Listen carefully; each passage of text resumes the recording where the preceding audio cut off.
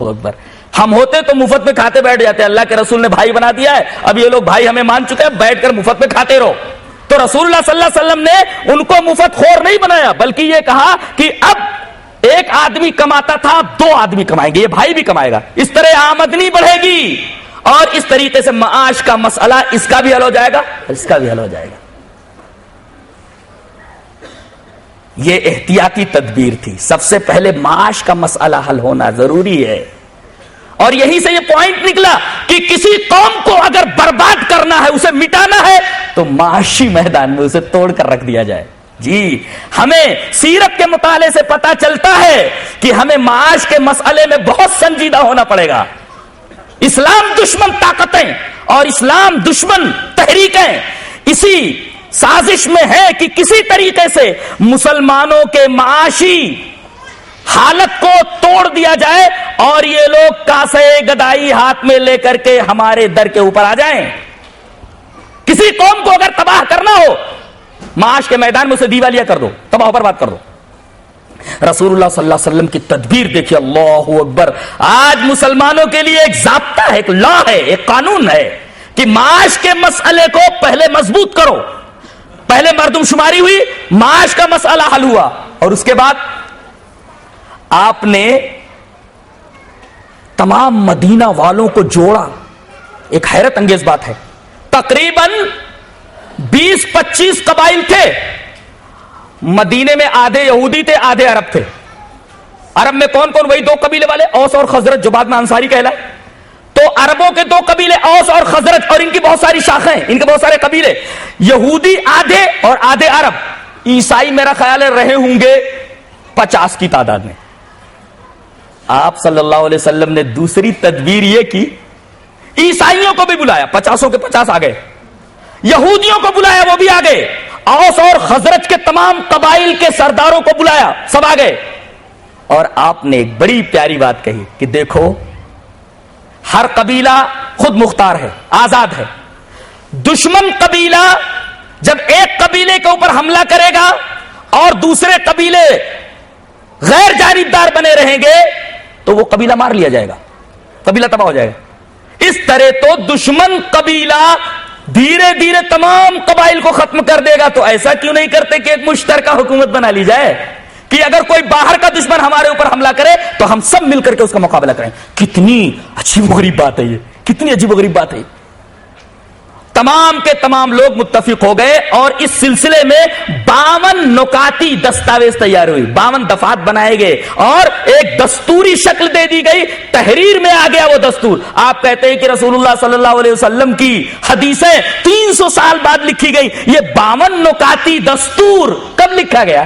رسول اللہ صلی اللہ علیہ وسلم کے زمانے میں لکھا گیا, آپ کی نگرانی میں لکھا گیا. اور اسی طریقے سے صلح حدیبیہ میں جو معاہدہ لکھوایا گیا, اس پر آپ نے کہہ دیا کہ میرا نام لکھ دو. نام کے اوپر اعتراض ہوا کہ محمد ابن عبداللہ لکھا جائے, محمد رسول اللہ نہ لکھا جائے. یہ سرکاری مراسلے ہیں جن کی طرف میں نے رہنمائی کی. اور ایک کام تو بڑا عجیب و غریب آپ نے کیا, انشورنس یونٹ بنائی, انشورنس نظام بنایا. یہ انشورنس نظام کوئی نیا نظام نہیں ہے, یہ رسول اللہ صلی اللہ علیہ وسلم کا قائم کردہ نظام ہے. اس کی شکل کیا تھی؟ چونکہ فائدے والی چیز ہے اور سرکاری مراسلے سے متعلق ہے, جو حدیث کی پہلی قسم ہے کہ جسے تحریری شکل دی گئی, میں اس کی وضاحت کرنا چاہتا ہوں. کسی آدمی کو اگر قتل کر دیا جاتا, یہ قاتل ہے, اگر اس نے کسی کو قتل کر دیا تو اس کو 100 سرخ اونٹ دینے ہیں, 100 اونٹ دینے خوں بہا میں. اب بتائیے, قاتل کے پاس اگر بال بچے ہیں, غریب آدمی ہے, 100 اونٹ کیسے دے گا؟ ایک اونٹ 100 آدمیوں کی غذا کے لیے دن بھر کے لیے کافی ہوتا تھا. اس کا مطلب یہ ہوا کہ 10,000 دن تک ایک آدمی کو بیٹھا کر کھلایا جائے. قاتل نے ایک آدمی کو قتل کر دیا, اب اسے 100 اونٹ دینے, اس کے پاس دینے کی طاقت نہیں ہے. کیا کرنا؟ خون بہا دینا ہے مقتول کو, مقتول کے وارثین کو. رسول اللہ صلی اللہ علیہ وسلم نے ہر قبیلے کے اندر ایک یونٹ بنا دی کہ اس کے اندر تم پیسے جمع کرتے رہو, انشور کرتے رہو, جمع کرتے رہو, اور تمہارے قبیلے کا کوئی آدمی اگر قتل کر دے تو مقتول کے وارثین کو اسی یونٹ سے پیسہ دیا جائے. کچھ قاتل دے دے اور اگر قاتل نہ دے پائے تو وہ یونٹ دے. پھر دوسرے قبیلے کے اندر بھی آپ نے انشورنس یونٹ بنا دی کہ اگر یہ قبیلہ نہ دے سکے تو دوسرا قبیلہ اس کی امداد کرے. تیسرے قبیلے کے اندر بھی آپ نے انشورنس یونٹ بنائی کہ اگر دو قبیلے مل کر نہ دے سکے, قاتل نہ دے سکے, تو تیسرا قبیلے کی جو یونٹ ہے وہ یونٹ قاتل کی مدد کرے, خون بہا دینے میں اس کی مدد کرے. اور اگر تمام قبائل کی یونٹیں انشورنس یونٹس اگر نہ دے سکے, قاتل کے خون بہا کی مقدار جو 100 اونٹ کی ہے رقم نہ دے سکے, تو مرکزی حکومت اس میں دخل اندازی کرے گی. پھر مرکزی حکومت سے پیسہ دیا جائے گا اور سب مل کر کے مرکزی حکومت کے ساتھ اس کے خون بہا کو ادا کریں گے. انشورنس یونٹ بنائی آپ نے. جانتے ہیں یہ انشورنس کس طریقے کی تھی؟ ایک ہوتا تھا کیپیٹلسٹ, ایک ہوتا میوچولسٹ. تو یہ جو انشورنس نظام تھا یہ کیپیٹلسٹ نہیں تھا. کیپیٹلسٹ کے اندر کیا ہوتا ہے؟ کیپیٹلسٹ انشورنس جو انشورنس نظام کے اندر کیا ہوتا ہے کہ اس میں سارا کا سارا منافع, ساری کی ساری منفعت سرمایہ دار لے لیتے ہیں. اسی وجہ سے کیپیٹلسٹ ہے.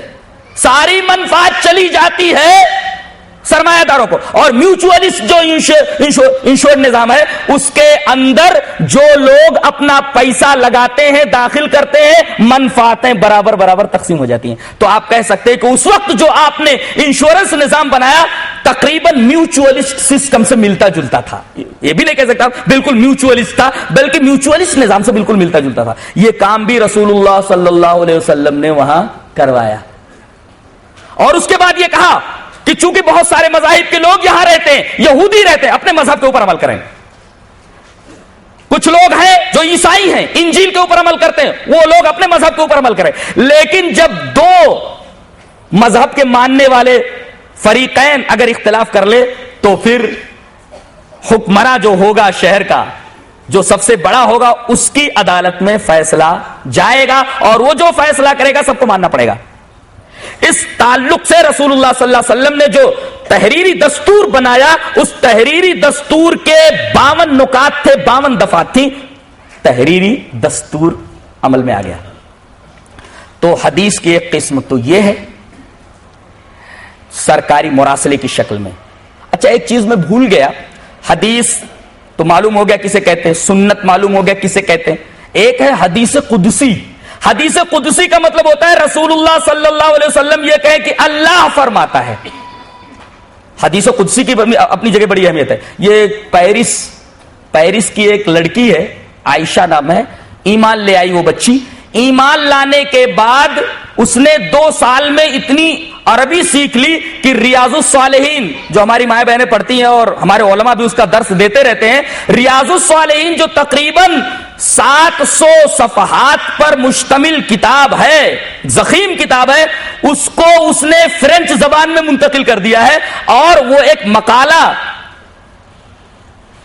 لکھنے بیٹھ گئی جس کا موضوع حدیث قدسی تھا کہ حدیث قدسی سے کیا کیا باتیں معلوم ہوتی ہیں, کیا کیا چیزیں حدیث قدسی کے اندر ہے. رسول اللہ صلی اللہ علیہ وسلم فرماتے ہیں, اللہ فرماتا ہے. آپ ایک اعتراض یہ بھی کر سکتے ہیں کہ حدیث قدسی جب اللہ فرماتا ہے, رسول اللہ صلی اللہ علیہ وسلم ایسا فرماتے ہیں, تو اسے قرآن میں کیوں نہیں لے آیا گیا؟ اس کا جواب یہ ہے کہ حدیث قدسی الگ سے کوئی چیز نہیں ہے, بلکہ قرآن حکیم کے اندر بعض جو باتیں ہیں ان باتوں کو دوسرے الفاظ میں تاکیدن بیان کر دیا گیا ہے. بات وہی قرآن کی ہے لیکن الفاظ بدل کر کے تاکیدن اللہ تبارک تعالیٰ نے اس کو بیان کیا, لہذا اس کو قرآن میں داخل کرنے کی ضرورت نہیں تھی. یہ فرق ہے قرآن اور حدیث قدسی میں. اب آگے بڑھیے. حدیث کی ایک قسم سرکاری مراسلہ, میں نے ثابت کیا کہ رسول اللہ صلی اللہ علیہ وسلم کے زمانے میں اسے لکھا جاتا رہا. مراسلہ کہتے ہیں جو لکھا جائے. اور حدیث کی دوسری قسم جسے صحابہ نے از خود رسول اللہ صلی اللہ علیہ وسلم کے افعال, اقوال اور آپ کی ادائیں نقل کی, یہ رسول اللہ صلی اللہ علیہ وسلم کے زمانے ہی سے تھا. ایک آدمی رسول اللہ صلی اللہ علیہ وسلم کی خدمت میں آتا ہے اور کہتا ہے کہ اللہ کے رسول آپ کی باتیں بڑی قیمتی ہوا کرتی ہیں, بہت اہم ہوا کرتی ہیں, لیکن میرا حافظہ کمزور ہے اللہ کے رسول, تو میں کیا کروں؟ رسول اللہ صلی اللہ علیہ وسلم فرمایا استعن بیمینک, اپنے داہنے ہاتھ سے مدد لے, داہنے ہاتھ سے مدد لے, یعنی اس کو لکھ لے. تو وہ صحابی لکھنے لگے. اسی طریقے سے حضرت عبداللہ ابن عمر ابن عاص رضی اللہ تعالیٰ عنہ کا واقعہ ہے. 17 سال کی عمر میں انہوں نے सुरियानी जबान भी सीख ली। इतने काबिल आदमी थे। रसूलुल्लाह सल्लल्लाहु अलैहि वसल्लम फरमाए इस वक्त ये इंजील जो हमारे दरमियान है या तो अरबी में या सुरियानी में है। पहले इंजील ईसा अलैहिस्सलाम के जमाने में जानते कौन सी जबान में थी? आरामी में थी, आरामी जबान में थी। आरामी से यूनानी में मुंतकिल हुई और इंजील के माने होता बशारत। तो जब हजरत ईसा अलैहिस्सलाम के जमाने में इंजील मौजूद थी उस वक्त वो आरामी जबान में थी, यूनानी में मुंतकिल हुई, यूनानी से फिर अरबी और सुरियानी वगैरह में मुंतकिल हुई। तो सुरियानी जबान में जो इंजील थी वो अरबी लोग नहीं पढ़ सकते थे। हजरत अब्दुल्लाह इब्ने अमर इब्ने आस रजी अल्लाह ताला फरमाया कि अल्लाह के रसूल मैं चाहता हूं कि सुरियानी जबान सीख लूं। आपने फरमाया सीख लो और देखो इंजील के अंदर क्या क्या गलतियां हैं, कैसे क्या है, या सुरियानी में कोई यहूदी का खत आए तो उसको पढ़ करके सुनाओ। रसूलुल्लाह सल्लल्लाहु अलैहि वसल्लम की दुआ थी कि 2 ही महीने में, और एक रिवायत में कि 15 दिन में उन्होंने पूरी जबान सीख ली, सुरियानी जबान सीख ली। और हजरत अब्दुल्लाह इब्ने अमर इब्ने आस रज़ी अल्लाह ताला अन्हु ने जब कहा कि अल्लाह के रसूल मैं आपकी बातें लिखना चाहता हूं, रसूलुल्लाह सल्लल्लाहु अलैहि वसल्लम ने इजाजत दी कि मेरी बातें लिख सकते हो। इन्होंने तकरीबन 10,000 हदीसें लिखी। सहीफे अब्दुल्लाह इब्ने अमर इब्ने आस मौजूद है। सहीफे अब्दुल्लाह इब्ने अमर इब्ने आस में तकरीबन 10,000 हदीसें मौजूद, और रसूलुल्लाह सल्लल्लाहु अलैहि वसल्लम उन हदीसों को सुनते भी थे और कहीं अगर गलती हो जाती थी इनके लिखने में उसकी तस्हीह फरमा दिया करते थे। एक दफा इनके साथियों ने कहा कि तुम रसूलुल्लाह सल्लल्लाहु अलैहि वसल्लम की तमाम बातें लिख लिया करते हो, कभी अल्लाह के रसूल गुस्से में होते हैं? इनको डाउट हुआ कि हाँ अल्लाह के रसूल गुस्से में होते हैं, वो बातें भी मैं लिख लिया करता हूं। ये आए और कहा कि अल्लाह के रसूल आप जब गुस्से में होते तब भी मैं आपकी बातें लिख लिया करता हूं। तो रसूलुल्लाह सल्लल्लाहु अलैहि वसल्लम ने मुस्कुराकर फरमाया इस जबान से हक ही निकलता है। मैं जब संजीदगी से बात करता हूं तब भी मेरे मुंह से हक ही निकलता है, और जब मैं गुस्से में बात करता हूं तब भी मेरी जबान से हक ही निकलता है, लिहाजा मेरी बात लिखते जाओ। हजरत अब्दुल्लाह इब्ने अमर इब्ने आस रज़ी अल्लाह ताला ने तकरीबन 10,000 हदीसें लिखी हैं। और आगे बढ़िए, हजरत अनस इब्ने मालिक छोटे से थे, इनकी अम्मी लेकर के रसूलुल्लाह सल्लल्लाहु अलैहि वसल्लम की खिदमत में आए, कहा कि अल्लाह के रसूल मेरा बच्चा पढ़ा लिखा है। जैसे आज हम कहें कि मेरा बच्चा डॉक्टरेट की डिग्री ले चुका है, मेरा बच्चा डॉक्टरेट की डिग्री ले चुका है, फख्र से कहने लगी कि अल्लाह के रसूल मेरा 10 साल का बच्चा पढ़ा लिखा है, इसे अपनी खिदमत में ले लीजिए। रसूलुल्लाह सल्लल्लाहु अलैहि वसल्लम ने उन्हें अपनी खिदमत में ले लिया। अंदर के हालात, बाहर के हालात, रसूलुल्लाह सल्लल्लाहु अलैहि वसल्लम की अदाएं सब देखते रहे, लिखते रहे। इनके एक शागिर्द हैं हजरत हसन इब्ने अमर इब्ने उमैया ज़ुमरी रजी अल्लाह ताला अन्हु, इनका बयान है कि जब भी लोग इनसे सवाल करते तो ये एक संदूक से एक रजिस्टर निकालते, एक दफ्तर निकालते और उसी दफ्तर से हदीसें बयान किया करते थे और कहते थे कि ये वो दफ्तर है जिसके अंदर मैंने रसूलुल्लाह सल्लल्लाहु अलैहि वसल्लम के जमाने में हदीसें लिखी है और रसूलुल्लाह सल्लल्लाहु अलैहि वसल्लम ने इसकी तस्हीह फरमाई है। गोया हजरत अनस इब्ने मालिक रजी अल्लाह ताला अन्हो का भी हदीसों का एक रजिस्टर था। हजरत अबू बकर सिद्दीक रजी अल्लाह ताला अन्हो से खुद उनकी बेटी हजरत आयशा रजी अल्लाह ताला अन्हा ने कहा कि अब्बा मोहतरम मेरे लिए हदीसों की किताबें लिख दीजिए। 500 हदीसों पर मुश्तमिल किताब हजरत अबू बकर रजी अल्लाह ताला अन्हो ने लिखवा करके हजरत आयशा रजी अल्लाह ताला अन्हा को दे दी। इसी तरीके से हजरत अबू हुरैरा रजी अल्लाह ताला कब ईमान लाए? सन 7 हिजरी के अंदर ईमान लाए। इसका मतलब यह कि रसूलुल्लाह सल्लल्लाहु अलैहि वसल्लम की वफात से तकरीबन यही कोई 4 साल पहले 5 साल पहले ईमान लाए हैं, जंग खैबर के मौके पर।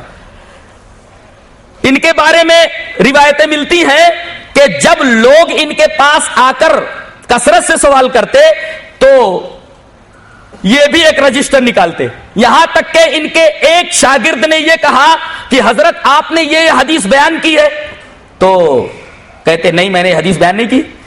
कहा कि नहीं मुझे याद है आपने वो हदीसें बयान की है। कहा कि अच्छा चलो घर चलो, मैंने तहरीरी तौर पर हदीसें लिख रखी हैं, तहरीरी तौर पर रजिस्टर में मौजूद है, चलो अगर उसमें यह हदीस मौजूद है जिसको तुम कह रहे हो तो समझो मैंने बयान किया होगा। गए और एक जिल्द निकाली, देखा तो उसके अंदर वो हदीस नहीं है। फिर दूसरी जिल्द खोली, उसके अंदर वो हदीस नहीं है। तीसरी जिल्द खोली, उसके अंदर वो हदीस नहीं है।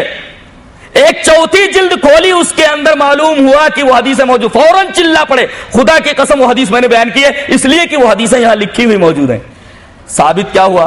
साबित यह हुआ कि जिस तरीके से रसूलुल्लाह सल्लल्लाहु अलैहि वसल्लम के जमाने में कुरान लिखा जाता रहा और रसूलुल्लाह सल्लल्लाहु अलैहि वसल्लम उसे बाय हार्ट करने की भी तरगीब देते थे, ऐसे ही हदीसें भी लिखी जाती थी और हदीसों को लोग मुज़बानी याद भी किया करते थे। हाँ, एक एतराज कर सकते हैं आप कि कुछ हदीसों के अंदर यह मिलता है कि रसूलुल्लाह सल्लल्लाहु अलैहि वसल्लम ने यह फरमाया फला तक्तबू अन्नी गैरल कुरान, कुरान के अलावा मुझसे कुछ मत लिखो। तो जवाब उसका यह है कि जिस جن لفظوں میں یہ روایتیں ملتی ہیں کہ میری طرف سے کچھ مت لکھو اور جس نے لکھا ہے وہ مٹا ڈالے، در حقیقت کسی بھی روایت کی سند صحیح نہیں ہے. ایک روایت مسلم میں ہے، لیکن امام بخاری رحمت اللہ علیہ نے فرمایا کہ مسلم سے یہاں غلطی ہو گئی ہے، اس لیے کہ وہ ابو سعید خدری کی ذاتی رائے ہے اور غلطی سے وہ رسول اللہ صلی اللہ علیہ وسلم کی طرف بات منسوب ہو گئی ہے. اس کا مطلب یہ کہ رسول اللہ صلی اللہ علیہ وسلم نے کبھی یہ نہیں کہا کہ میری طرف سے جو باتیں ہیں جن لوگوں نے لکھا ہے اسے مٹا ڈالو اور میری طرف سے کچھ نہ لکھیں. یہ بات بالکل غلط ہے اور پائے ثبوت کو نہیں پہنچتی.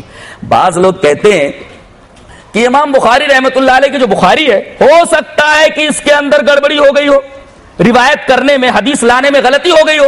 ٹھیک ہے، آپ امام بخاری پر شک کر سکتے ہیں، لیکن امام بخاری رحمت اللہ علیہ اکیلے تو نہیں ہے اس حدیث کو لانے میں. دیکھو وہ یہ کہتے ہیں، امام بخاری یوں کہتے ہیں، میں نے سنا اپنے استاد امام احمد بن حنبل سے. امام احمد بن حنبل کہتے ہیں میں نے سنا اپنے استاد عبد الرزاق ابن حمام سے. عبد الرزاق ابن حمام کہتے ہیں میں نے سنا اپنے استاد معمر ابن راشد سے. معمر ابن راشد کہتے ہیں میں نے سنا اپنے استاد حمام ابن منبہ سے. اور حمام ابن منبہ کہتے ہیں میں نے اس کو نافع سے سنا. نافع کہتے ہیں عبداللہ ابن عمر سے سنا اور ابن عمر کہتے ہیں میں نے رسول اللہ صلی اللہ علیہ وسلم سے سنا. یہ تو اگر امام بخاری کوئی بات کہتے ہیں تو بخاری میں دیکھو وہ حدیث ہے. لیکن جب ہم مسند امام احمد بن حنبل میں دیکھتے ہیں تو یہ حدیث وہاں بھی موجود ہے. اور جب اب آپ امام احمد بن حنبل پر بھی شک کر سکتے ہیں، لیکن جب عبد الرزاق کی کتاب مصنف دیکھتے ہیں اس کے اندر بھی وہ حدیث موجود ہے. چلو عبد الرزاق کے اوپر بھی شک کر سکتے ہیں، لیکن ہم دیکھتے ہیں کہ ان کے استاد معمر ابن راشد کی کتاب الجامع کے اندر بھی وہ روایت موجود ہے. اب معمر ابن راشد پر بھی شک کر سکتے ہیں آپ، لیکن ہم یہ دیکھتے ہیں کہ معمر ابن راشد کے جو استاد ہیں حمام ابن منبہ، ان کے صحیفہ حمام ابن منبہ میں بھی وہ روایت موجود ہے. اب بتائیے کس کے اوپر شک کریں گے؟ لہذا امام بخاری رحمت اللہ علیہ کے اوپر شک کرنا یہ ایک مضحکہ خیز بات ہے، اس لیے کہ امام بخاری رحمت اللہ علیہ اکیلے نہیں ہے اس حدیث کو لانے میں. وہ جو روایت کرتے ہیں اور روات جو ہوتے ہیں حدیث کی سند میں، ان روات کی کتابوں میں بھی وہ حدیث موجود ہوتی ہے. لہذا یہ کہنا امام بخاری سے غلطی ہو سکتی ہے، ارے وہ امام بخاری غلطی کر سکتے ہیں، لیکن وہی حدیث تو دوسرے راویوں کی کتابوں میں بھی ملتی ہے. صحیح حدیث ہو سکتا ہے کوئی گڑھ کر کے سند لگا دے اور کہہ دے یہ صحیح حدیث ہے، ایسا کبھی نہیں ہوتا. حدیث کو پرکھنے کے لیے صرف اتنا کافی نہیں ہے کہ حدیث کی سند میں جو راوی آئے ہیں صرف ان کی تحقیق کر لی جائے اور کہہ دیا جائے یہ ثقہ ہے لہذا حدیث صحیح ہے. نہیں، حدیث کو پرکھنے کے لیے تقریباً 100 معیارات ہیں. جب ان 100 کسوٹیوں سے حدیث گزرتی ہے تب جا کر کے حدیث صحیح بنتی ہے. صرف راوی کی تحقیق کر کے کہ یہ ثقہ ہے بس حدیث صحیح ہو گئی. اب دیکھو ایک آدمی کہتا ہے سولمی نام کا کہ میں نے سنا کہ جی تو سولمی یہ کہتا ہے کہ میں نے سنا امام مالک سے. امام مالک فرماتے ہیں کہ میں نے سنا نافع سے. نافع کہتے ہیں کہ میں نے سنا عبداللہ ابن عمر سے. اور عبداللہ ابن عمر کہتے ہیں میں نے رسول اللہ صلی اللہ علیہ وسلم کو یہ فرماتی ہے کہ یہ جو ہے کرتے ہوئے دیکھا. اب اوپر والی سند تو سلسلۃ الذہب ہے، امام مالک، نافع، عبداللہ ابن عمر، اچھی سند ہے، تحقیق کی ضرورت نہیں ہے اس لیے کہ سب جانتے ہیں. اب سولمی کون ہے جو کہتا ہے کہ میں نے امام مالک سے سنا ہے؟ اب اس کی تحقیق ہوگی. اب سولمی جو کہتا ہے کہ میں نے امام مالک سے سنا ہے، سولمی کون ہے؟ تحقیق ہوگی. اب اگر پتہ نہیں چلا تو مجہول ہے، روایت مجہول ہو گئی. معلوم نہیں وہ سولمی ہے کون، کہاں کا رہنے والا ہے، نہیں ملا تو روایت مجہول.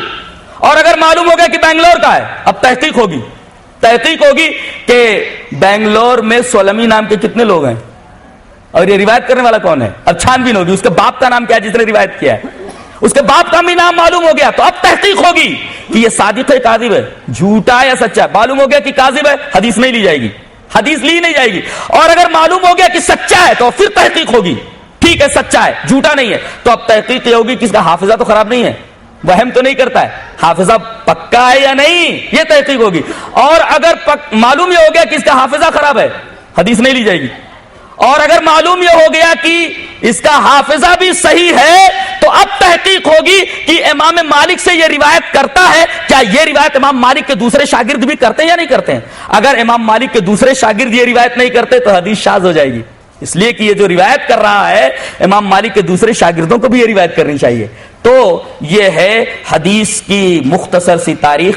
ذرا علمی باتیں تھیں, شاید کچھ باتیں نہ سمجھ میں آئی ہوں. بہرحال یہ ایک اہم موضوع ہے, اس پر زیادہ سے زیادہ آپ سنیں, مطالعہ کریں. اللہ تبارک و تعالی ہمیں نیک عمل اور اچھی سمجھ کی توفیق عطا فرمائے. وآخر دعوانا الحمدللہ رب العالمین.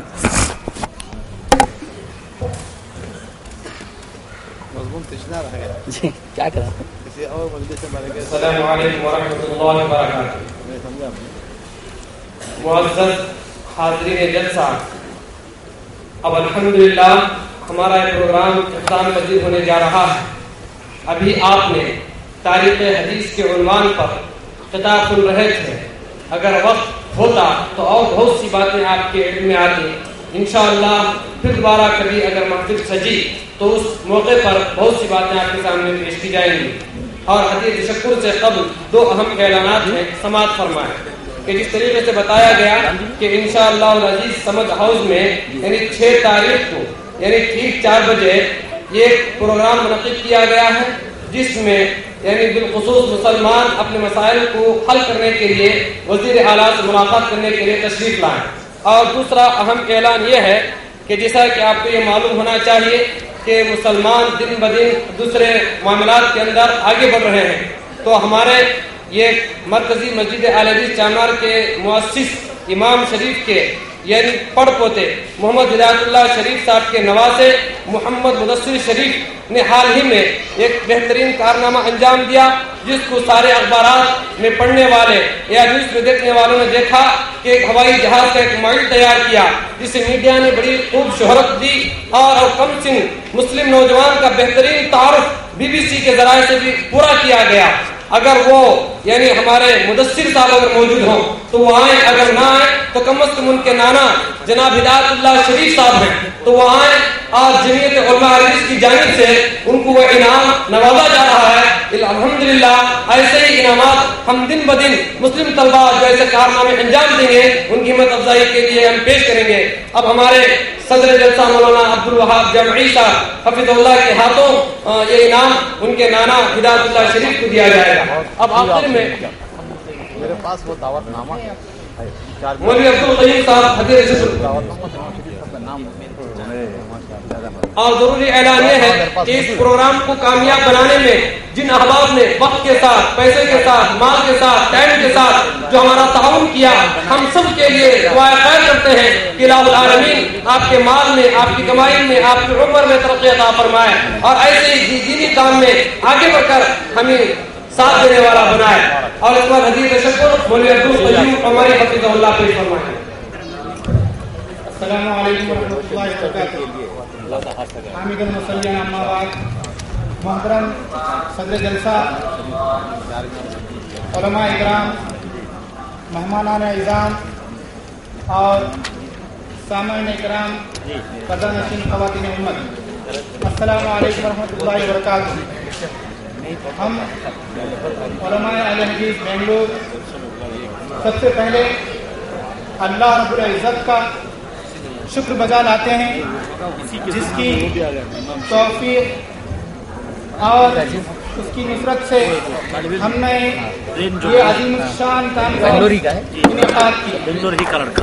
اور ہم ان علماء حضرات کا بھی شکریہ ادا کرتے ہیں جنہوں نے اس کانفرنس کا خطاب کیا, خصوصاً مولانا جلال الدین صاحب قاسمی حفظہ اللہ اور مولانا عبد الوہاب صاحب جامع حفظہ اللہ کا, جنہوں نے سفر کی صعوبتیں برداشت کر کے اپنا قیمتی وقت اس کانفرنس میں نظر کیا. اللہ تعالیٰ ان کے علم اور عمل میں مزید ترقی عطا فرمائے. اور ہم ان معاونین اور محترمین کا بھی مشکور ہیں جنہوں نے اس کانفرنس کے انعقاد کے لیے ہر قسم کا تعاون دیا. اللہ تعالیٰ ان کے اس کار خیر کو قبول فرمائے اور انہیں جزائے خیر دے. اور ہم ان سامعین اور خواتین امت کے بھی مشکور ہیں جنہوں نے اس کانفرنس میں پورے جوش و خروش کے ساتھ حصہ لیا اور پورے صبر اور ضبط کے ساتھ اس کانفرنس کے علماء حضرات کے خطاب کو غور سے سنا. اور ہم امید کرتے ہیں کہ جب کبھی ہمارے اس قسم کے دینی اجتماعات ہوں گے اس میں ضرور شرکت فرما کر हमारा हौसला बढ़ाएंगे और आखिर में हम उन मसाजिद के जिम्मेदारान की भी मुतशक्किर हैं जिन्होंने हमारे इस कॉन्फ्रेंस के निकात का वक्तन फवक्तन ऐलान करके सामाईन इकराम को यहाँ पर जमा फरमाया। अल्लाह ताला से दुआ है कि अल्लाह ताला हम तमाम लोगों को नेक अमल की तौफीक अता फरमाए। आमीन।